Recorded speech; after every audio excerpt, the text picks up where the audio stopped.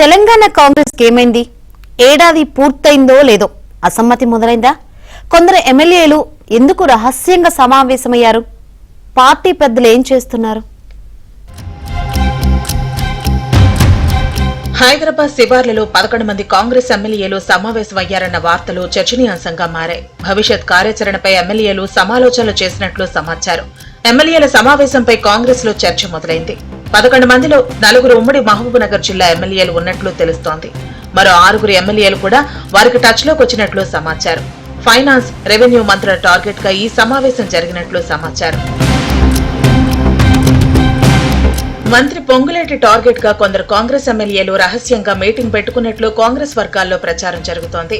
కార్పొరేట్లకు పదవులు ఇస్తే పార్టీ నష్టపోతుందని వారు ఆందోళన వ్యక్తం చేశారు.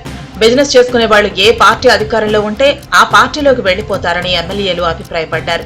బీఆర్ఎస్ వాళ్ల పెండింగ్ పనులు పొంగులేటి క్లియర్ చేస్తున్నారని ఎమ్మెల్యేలు అసంతృప్తి వ్యక్తం చేశారు.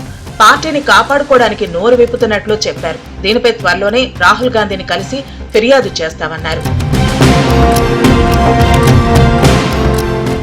ఈ ప్రచారాన్ని దేవరకద్ర ఎమ్మెల్యే మధుసూదన్ రెడ్డి, జుక్కల్ ఎమ్మెల్యే తోట లక్ష్మీకాంతారావు ఖండించారు. ఇదంతా బీఆర్ఎస్ సోషల్ మీడియా దుష్ప్రచారం అంటూ చెప్పుకొచ్చారు.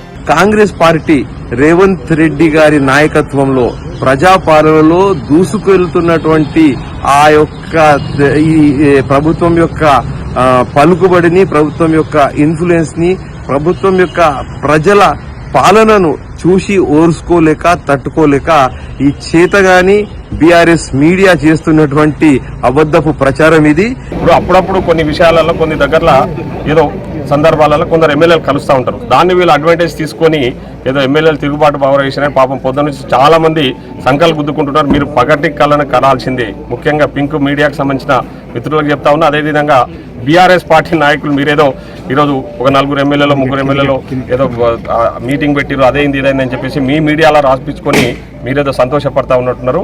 మీరు ఖచ్చితంగా పగటి పనులు కనాల్సిందే. మొత్తం మీద ఎమ్మెల్యేల రహస్య సమావేశంపై కాంగ్రెస్ లో చర్చ మొదలైంది.